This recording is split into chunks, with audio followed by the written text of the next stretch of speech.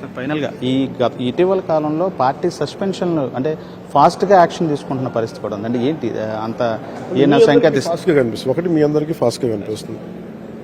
నేను చాలా మందిని ఒక 3-4 సంవత్సరాలు చూస్తున్నాను.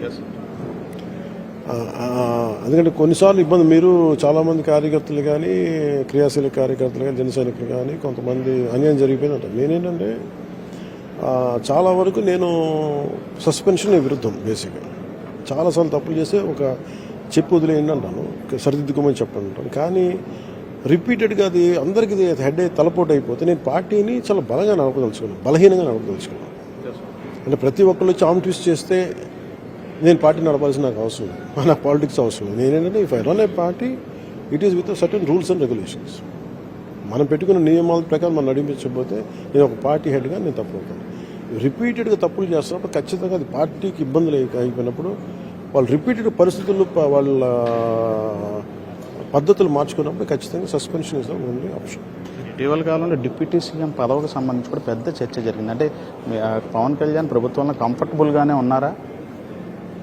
ఖచ్చితంగా దాంట్లో నాకేం అభ్యంతరం. అంటే నేను ఒకసారి నా మౌనం ఏమైపోతుంది మీరు రకరకాల ఆలోచనలు దారితీస్తుంది. ఏం లేదు, నిజంగా ఏదైనా ఉందంటే నేను ఏది పడితే అది మాట్లాడకూడదని చెప్పి నేను మాట్లాడాను అనిపించాను. లాస్ట్గా ఈ జగన్ కూడా వచ్చే ప్రభుత్వం వచ్చిన తర్వాత జగన్ ప్రభుత్వం వస్తుంది, ఆ తర్వాత ఖచ్చితంగా ఎవరైతే ఇప్పుడు కక్ష సాధింపు చేస్తున్నారో వాళ్ళు ఎవరిని వదిలిపెట్టమని పదే ప్రతి సమావేశంలో కూడా చెప్తా ఉన్నారు. ఏం చెప్తారు మీరు?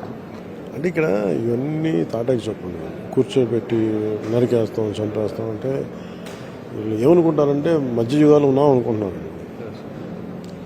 వాళ్ళు కూర్చోమని ఇలాంటి చేయడానికి వాళ్ళు బరిలో దిగమని చెప్పాలి.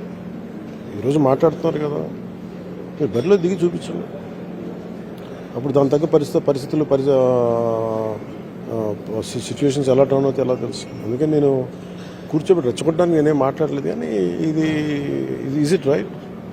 అదొక విధానం ఏమో వాళ్ళు మాట్లాడేది.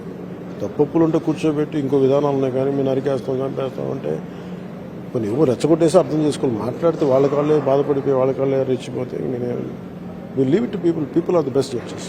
Thank you.